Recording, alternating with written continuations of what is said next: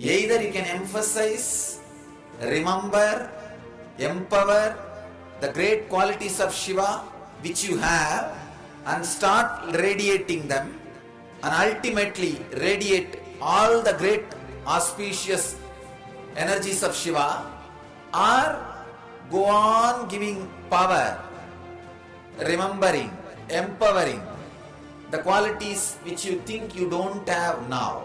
Your choice. When I say you are Shiva, immediately you start rationalizing. No. All these qualities of Shiva I don't have. How can I be Shiva? Understand, I am very clearly declaring, you are all Shiva. We are all Shiva. We are all enlightened. Please understand, this is existential truth, not rational truth.